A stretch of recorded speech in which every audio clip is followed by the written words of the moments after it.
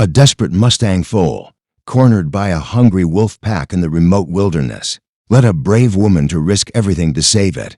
Just when she thought the danger was over, something happened that left researchers and wildlife experts completely stunned. This extraordinary encounter will challenge everything you thought you knew about wild animals and reveal how nature's most powerful connections can emerge from the most desperate circumstances. The dawn light filtered through the pine trees of Wyoming's Wind River Range, casting long shadows across the valley floor. This remote stretch of wilderness was known among local rangers as Wolf Country, home to the Black Rock Pack 13-strong wolves that had claimed this territory. 3 years ago, among the pack was Nova, a striking white female with unusual amber eyes. Unlike her packmates, Nova had been born in captivity and released as part of a rehabilitation program. Though fully integrated into the pack, she still occasionally exhibited behaviors that set her apart. Dr. Catherine Morgan, a 35-year-old wildlife biologist with sun-weathered skin and dark hair streaked with premature gray, had been tracking the Black Rock Pack for nearly 2 years. Her research station, a modest cabin at the edge of their territory, gave her a unique vantage point for studying wolf social dynamics. This morning, she had risen before sunrise to follow recent tracks that suggested unusual pack movement. 10 miles south, a small band of wild Mustangs, led by a powerful black stallion, had wandered into the valley during their seasonal migration. Among them was Willow, a chestnut mare who had given birth just 3 days earlier. Her foal, a gangly-legged colt with a distinctive white star on his forehead, trotted close to his mother's side, still unsteady, but gaining strength daily. The Mustangs had been forced into the valley by forest fires to the south, pushing them into territory they would normally avoid. The stallion was visibly nervous, his nostrils flaring as he caught unfamiliar scents. He trumpeted a warning call, hurrying the band toward what appeared to be safer ground. But the wolves had already detected the horse's presence.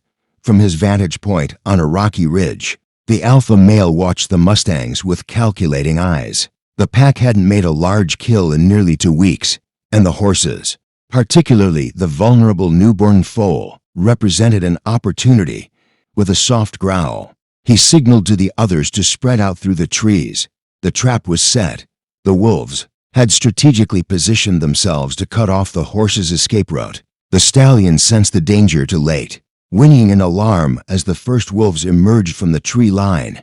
The band scattered in panic, hooves thundering against the valley floor. In the chaos, the inevitable happened. The young foal, unable to keep pace, became separated from his mother.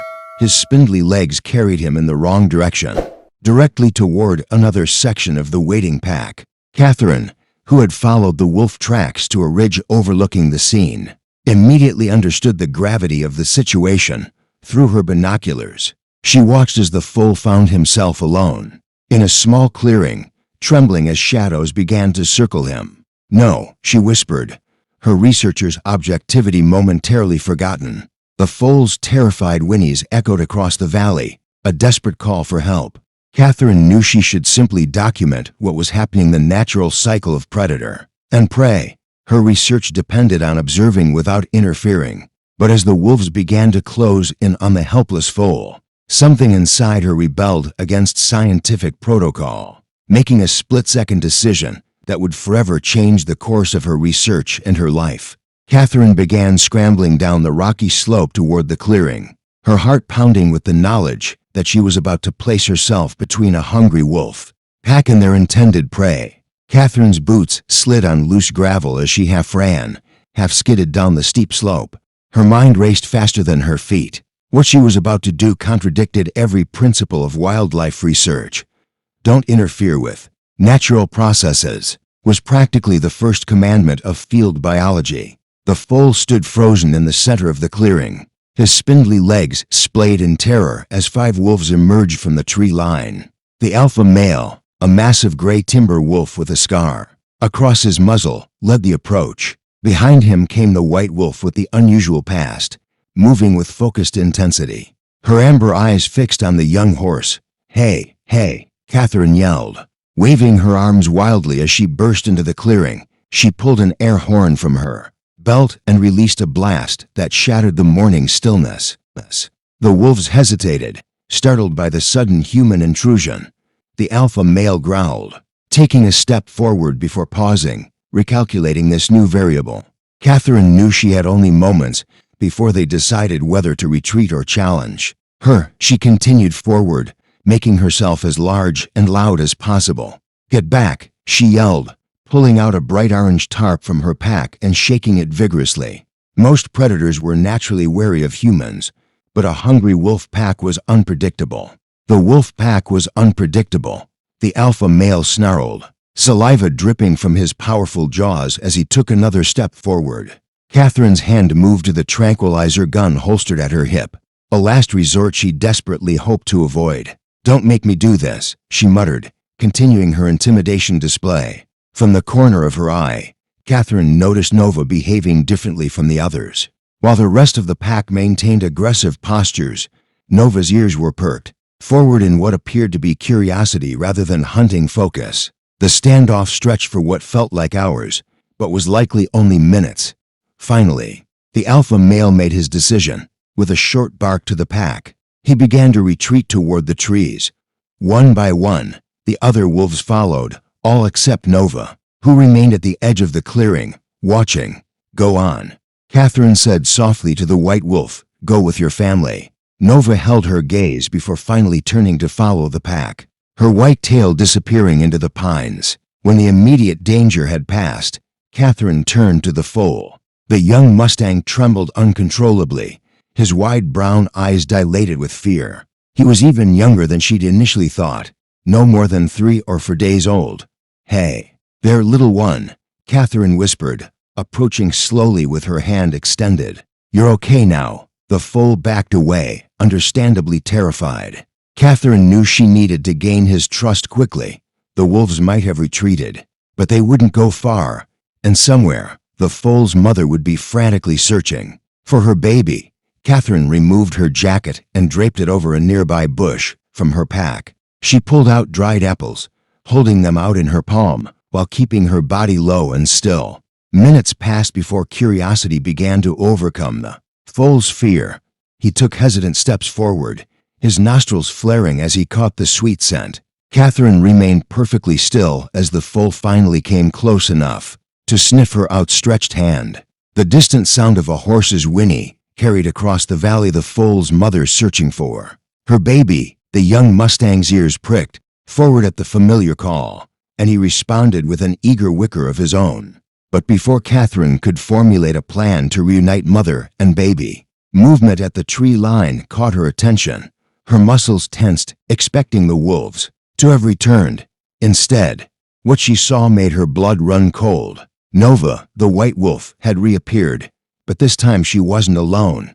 Trailing behind her, moving with obvious purpose rather than stalking, was the entire Black Rock pack. The morning sunlight caught Nova's white coat as she led the pack toward the clearing. Behind Catherine, the foal pressed against her legs, seeking protection. Catherine's fingers tightened around the tranquilizer gun, though she knew it contained only enough sedative for 2 wolves at most. Useless against a pack of 13. "Back away," she called firmly, trying to project confidence she didn't feel. To her surprise, the wolves did stop, but not in a hunting formation. They gathered in a loose semicircle at the edge of the clearing, many sitting on their haunches in a non-aggressive posture. The alpha male remained standing, but made no move. To advance, Nova stepped forward alone, separating from the pack.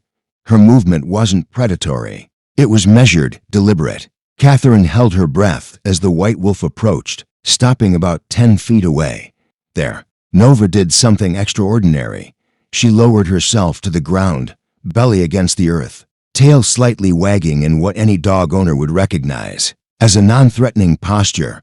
"What are you doing?" Catherine whispered, her scientific mind racing to understand this unexpected behavior. Nova whined softly, then looked over her shoulder toward the pack before returning her gaze to Catherine and the foal. She repeated this motion several times as if trying to communicate something. Gradually, an impossible theory began to form in Catherine's mind. She had studied wolf behavior for years and knew that while they were primarily hunters, They were also incredibly intelligent social animals with complex communication systems. "Are you trying to help?" Catherine asked, feeling slightly ridiculous for speaking to the wolf as if she could understand. Nova stood again and took a few steps toward the trees, then looked back expectantly. The distant whinny of the foal's mother sounded again, closer this time, but coming from the direction opposite the wolf pack. Catherine faced an impossible decision. Should she trust her scientific instincts that told her predators don't suddenly decide to help prey, or should she trust what her eyes were showing her? Taking a deep breath, Catherine made her choice. She gently urged the foal forward, whispering, "I hope I'm not making a terrible mistake." Step by cautious step, Catherine and the foal approached Nova. The white wolf waited patiently, then turned and began walking slowly toward the trees, looking back frequently to ensure they were following. The rest of the pack parted to create a path, their behavior so far removed from typical hunting strategies that Catherine's scientific curiosity overwhelmed her fear. As they entered the forest, Catherine became aware of a pattern forming.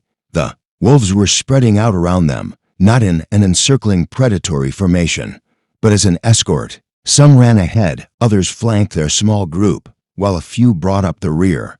The answer to why became clear when a low rumbling growl came from the underbrush. A mountain lion, a large male, crouched on a fallen log, his tiny coat nearly invisible against the forest floor. Catherine froze, instinctively pulling the foal close. Before Catherine could react further, 3 wolves, including the scarred alpha male, broke formation and charged toward the big cat with a chorus of snarls. The mountain lion hissed in response, but quickly retreated deeper into the forest. Catherine stood stunned. The wolves hadn't been herding them toward danger. They'd been protecting them from it.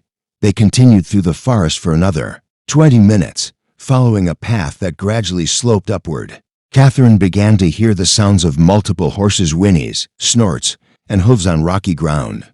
They emerged onto a high meadow bathed in mid-morning sunlight. There, gathered in a nervous cluster, was the Mustang band. Among the horses, a chestnut mare paced anxiously, separated slightly from the others. The foal recognized his mother immediately with a high-pitched whinny. He bolted from Catherine's side, racing across the meadow. The mare answered his call, galloping to meet her baby. Catherine watched their reunion with tears forming in her eyes. But it was what happened next that would truly change everything she thought she knew about wildlife behavior. Catherine sat in her small cabin that evening, hands trembling slightly as she typed her field notes. The blinking cursor seemed to mock her as she tried to translate the day's events into the objective language of science. How could she possibly document what she'd witnessed without sounding like she'd lost her mind? Observed apparent cooperative behavior between Canis lupus gray wolf and Equus cabalis mustang, she typed. She deleted the sentence and pushed away from her desk in frustration. Her digital recorder sat beside her laptop, containing the breathless account she had narrated immediately after returning to the cabin, raw, unfiltered, and filled with subjective language that would make any peer reviewer cringe. Outside, night had fallen over the Wind River Range.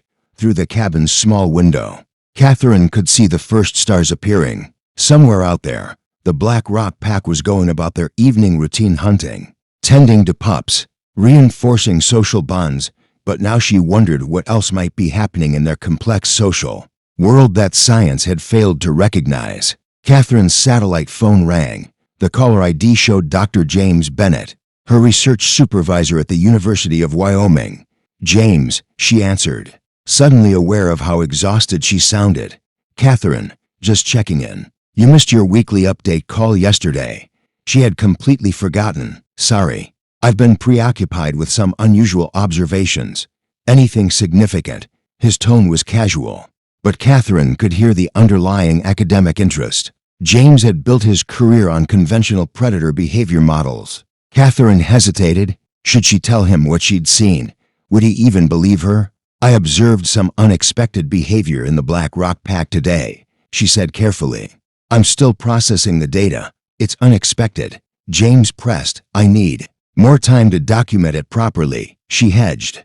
"But it may challenge some of our assumptions about wolves' social behavior." and interspecies interactions. There was a pause on the line. This doesn't have anything to do with that rehabilitated wolf, does it, Nova? I still maintain that including a formerly captive wolf compromises the integrity of your behavioral studies.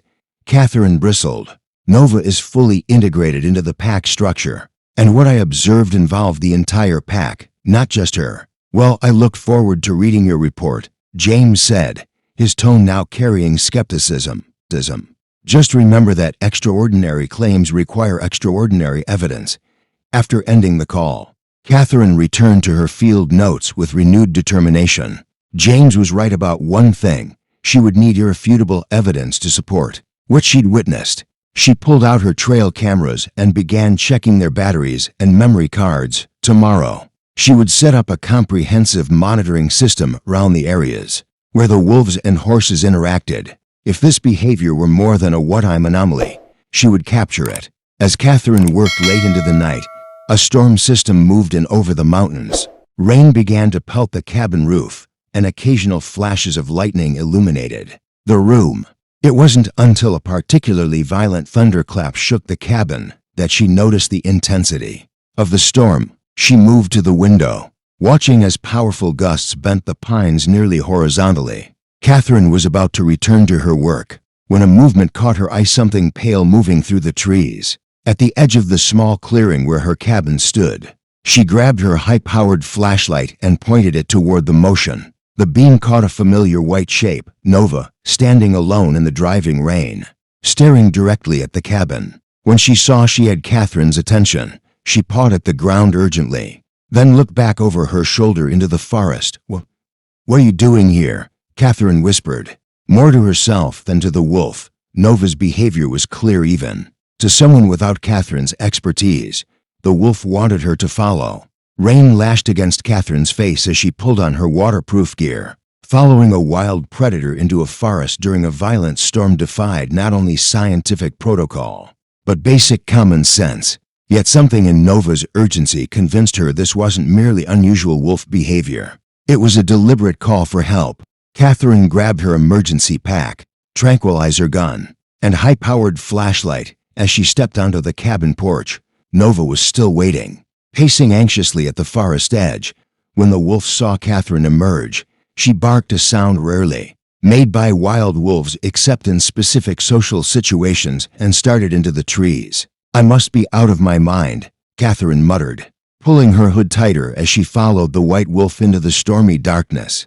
The forest was treacherous in the storm. Branches whipped in the wind, and twice Catherine had to dodge falling limbs. The beam of her flashlight caught Nova periodically, the wolf waiting whenever the distance between them grew too great, then pushing forward with determined purpose. They traveled for nearly 20 minutes, moving deeper into the territory Catherine had mapped as the core of the Black Rock Pack's range. Finally, Nova led her to the base of a steep ravine where a creek, now swollen with rainwater, rushed violently through the forest. The wolf stopped at the edge of what had become a raging torrent, looking back at Catherine, then across the water. Catherine's flashlight beam cut through the darkness to the opposite bank. There, huddled against an eroding dirt wall, was a sight that made her breath catch. The small band of Mustangs, including the black stallion, the mare, and her foal, trapped as the rising water ate away at their precarious position. The horses were panicked, eyes wide with fear as they pressed against the dirt wall. The water had risen to cut off their escape on both sides. With the creek still rising and the bank eroding beneath their hooves, it was only a matter of time before disaster struck. They're trapped, Catherine realized aloud. Nova whined in apparent agreement. Catherine quickly assessed the situation. The creek was too dangerous to cross directly, but about 30 yards away, upstream, a fallen pine created a potential bridge. It would be risky in these conditions, but possible. As Catherine calculated her options, she became aware of movement in the forest around her. The rest of the Black Rock Pack emerged from the shadows, materializing like gray ghosts among the trees. The alpha male approached, stopping a respectful distance from Catherine, his attention fixed on the stranded horses. "You want me to help them?" Catherine said, the realization dawning that this wasn't just Nova's concern. It was the entire pack's mission. She made her way carefully to the fallen tree and tested its stability. It shifted slightly under her weight but held. With careful steps, Catherine crossed to the other side, the wolves watching her progress from the bank. The horses grew more agitated as she approached, the stallion pawing the ground threateningly despite their precarious position. "Easy," Catherine said, keeping her voice steady despite having to shout above the storm. "I'm here to help." She assessed the situation quickly. The bank was eroding beneath them, but about 15 feet to their right was a game trail leading up and away from the creek. If she could get the horses to move in that direction, they might reach safer ground.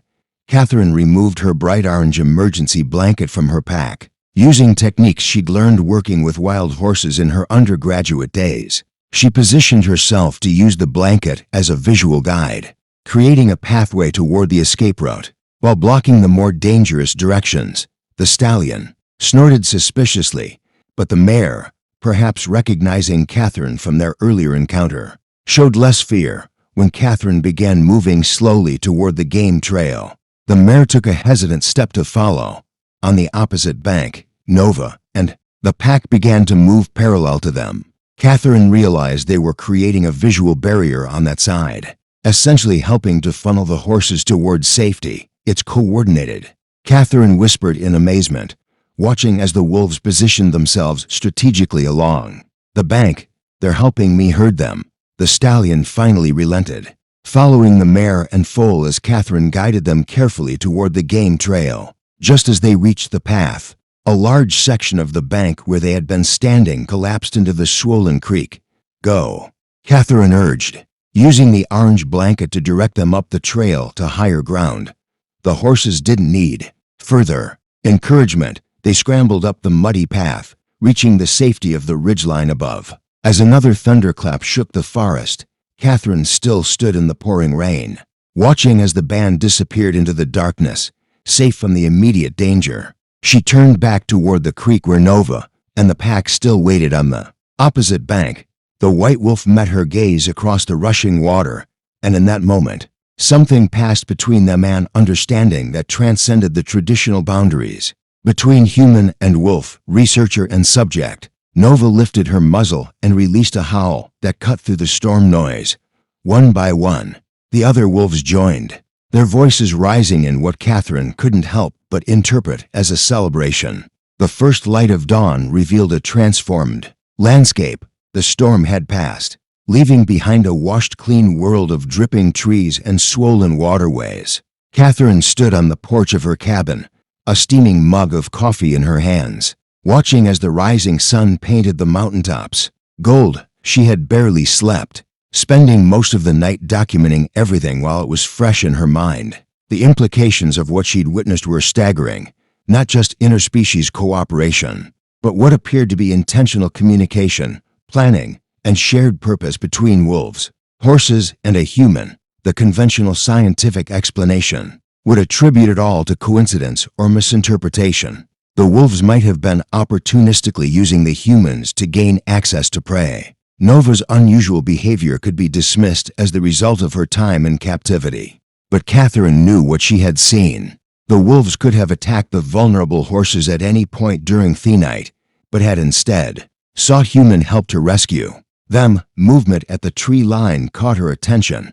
Nova emerged from the forest alone, approaching the cabin with confident strides. She stopped at what had become an unspoken boundary, close enough to observe but far enough to maintain a wild wolf's natural caution around human dwellings. Catherine set down her coffee mug and descended the porch steps, coming to stand in the wet grass of the clearing. "Good morning," she said softly. Nova sat on her haunches, regarding Catherine with those intelligent amber eyes. There was something different in her posture today, a sense of established connection rather than tentative curiosity. "I need to understand," Catherine said. "Why did you bring me to those horses? Why did your pack help them instead of hunting them?" Nova tilted her head, and Catherine was reminded again of the limitations of cross-species communication. Yet somehow, in the light of the new day, those limitations seemed less defining than the bridges that had been built. Catherine's satellite phone beeped from inside the cabin. a reminder that she was scheduled for a video call with the university research committee. In 1 hour, they would expect a formal update on her wolf behavior studies, complete with data, statistical analyses, and objective observations. What would they make of her new findings? Would they dismiss her as a researcher gone native, projecting human emotions and intentions onto animal behavior? Or would they see what she saw, the possibility that the natural world operated according to rules far more complex than current science recognized? As Catherine contemplated these questions, a distant sound drew her attention, the rhythmic drumming of hooves approaching from the south. Nova heard it too, her ears pricking forward. At the edge of the meadow that surrounded Catherine's cabin, the band of Mustangs appeared. The black stallion led them, moving with the confident stride of a herd leader. Behind him came the mare and her foal, now moving more strongly after a week of life. His white star catching the morning light. Catherine stood perfectly still, hardly daring to breathe as the wild horses approached. They stopped about 50 yards from the cabin, the stallion watching warily, but making no move to retreat. The mare and foal separated from the group, taking several steps closer to where Catherine and Nova stood. The young horse pranced beside his mother, his earlier terror forgotten as he displayed the resilience of youth. For several minutes, this tableau held wild horses, wild wolves, and a human researcher sharing a moment of quiet acknowledgement in the morning light. Then, with a soft whicker, the mare turned, rejoining the band as the stallion led them back toward the high meadows. Nova remained a moment longer, then rose and trotted toward the trees, pausing once to look back at Catherine before disappearing into the forest. Catherine returned to her cabin and sat at her computer, hands poised above the keyboard. The research committee would be waiting. What would she tell them? The truth. She decided all of it, regardless of the professional risk, because what she had witnessed wasn't just about wolves or horses, or the behavior of individual species. It was about connection, the complex, unexpected ways that living beings relate to one another and their environment. As she began to type, Catherine felt a sense of purpose stronger than anything she'd experienced in her scientific career. She was no longer just documenting the behavior of a wolf pack. She was mapping the territory of a new understanding, one where the lines between predator and prey, wild and tame, human and animal blurred into something more nuanced and profound. And somewhere in the forests of the Wind River Range, a white wolf with amber eyes was changing everything we thought we knew about the natural world. 1 year later, Catherine stood on the observation platform she'd built on the ridge overlooking what the research team now called Interaction Valley. Through her binoculars, she watched as 3 wolves from the Black Rock Pack rested in the dappled shade of aspen trees, seemingly unconcerned by the band of Mustangs grazing peacefully just 50 yards away. "Are you getting this?" she asked the videographer beside her, a documentary filmmaker from National Geographic who had been following her work for the past 3 months. "Every second," he confirmed, his camera focused on the improbable scene below. "It's still hard to believe, even seeing it with my own eyes." Catherine smiled. She'd grown accustomed to that reaction. From visitors to her expanded research station, the disbelief followed by the gradual acceptance that what they were witnessing was real. The publication of her initial findings had sent shockwaves through the wildlife biology community. Many of her colleagues had dismissed her observations as anthropomorphism or coincidence. Others had attacked her methodology, questioning whether her presence had somehow altered natural behaviors. But as the months passed and the evidence mounted, hundreds of hours of video footage, systematic observations from multiple researchers, and similar phenomena documented into other locations, the scientific consensus began to shift. Nova had become the centerpiece of Catherine's research. The white wolf's unique background, born in captivity but fully integrated into wild wolf society, seemed to have created a bridge between worlds. She possessed both the instincts of her species and a unique perspective that allowed her to perceive relationships beyond the traditional predator-prey dynamic. More remarkable still was how her behavior had influenced the rest of the pack. Young wolves born after Catherine began her research showed none of the conventional fear responses when encountering the house band. Instead, They grew up in a social context where these particular horses were neither prey nor threat, but simply another presence sharing the valley. The foal that had started it all was now a gangly yearling, his white star still prominent on his forehead. Catherine had named him Bridge in her notes, though she knew the name existed only in human terms. To the horses and wolves, he was recognized by scent, sound, and sight. Known without needing to be named, Dr. Morgan called one of her graduate students. Approaching from the research station, the team from Cambridge just arrived, and Dr. Bennett is asking for the latest cognition study results before this afternoon's presentation. Catherine nodded. Tell them I'll be there shortly. As the student departed, Catherine took one final look through her binoculars. Nova had risen from her resting place and was moving toward the grazing horses. The mare, Bridge's mother, lifted her head, watching the wolves approach without alarm. When Nova reached a certain distance, both animals stopped, regarding each other across a space that was neither threatening nor fearful, but respectful. A boundary established through mutual understanding. This changes everything we thought we knew about wildlife relationships, the filmmaker said, still recording. Do you think it could happen elsewhere, with other species? Catherine considered his question carefully. I think it's already happening all around us. We just haven't been looking with the right eyes. She lowered her binoculars. For centuries, we've studied animal behavior through the lens of our limited understanding, predator and prey, competition and survival. But what we're seeing here suggests something far more complex.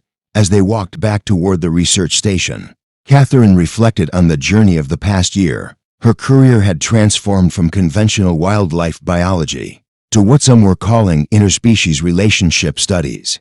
Universities were establishing new departments dedicated to exploring the cognitive and social dimensions of animal interactions across taxonomic boundaries. But beyond the academic implications, what moved Catherine most was the simple truth she witnessed every day in the valley, that trust, once established, could transcend the ancient boundaries of instinct and fear. Nova and the Black Rock pack had not stopped being predators. The Mustangs had not forgotten their nature as prey. Yet they had found a way to exist in a relationship, defined by something more than their biological roles. As Catherine prepared to present her latest findings to the international research team, she thought about the night of the storm when wolves had sought human help to rescue horses from danger. That moment had changed not just her understanding of wildlife, but her conception of what was possible in the natural world. If wolves and horses could transcend their ancient enmity, what other boundaries might be crossed? What other connections waited to be discovered if only we approached the world with open minds and patient observation? The greatest barrier to scientific discovery, Catherine would write in the introduction to her landmark book later that year, is not the limitation of our instruments, but the limitation of our imagination. Nature has always been more complex, more surprising, and more interconnected than our theories allow. Sometimes it takes an extraordinary moment, a wolf protecting a horse, a predator seeking human help, to remind us that the wilderness has depths we have barely begun to understand. And in the valley below her research station, that understanding continued to unfold with each passing season, each new generation of wolves and horses, and each moment of connection that defied the old stories of what was possible in the wild heart of the world. The story of the woman who saved a Mustang foal from wolves, only to discover that the wolves themselves would become the foal's most unexpected protectors, had changed not just Catherine's life, but our collective understanding of the natural world, reminding us that even in nature's most ancient relationships, there remains the capacity for something new, something unexpected, something that looks remarkably like trust. If this story touched your heart, hit that subscribe button right now and turn on notifications. We share inspiring animal stories every week that will change how you see the world. Leave a comment below sharing what moved you most and help us reach even more animal lovers by sharing this video with someone who needs to hear it today.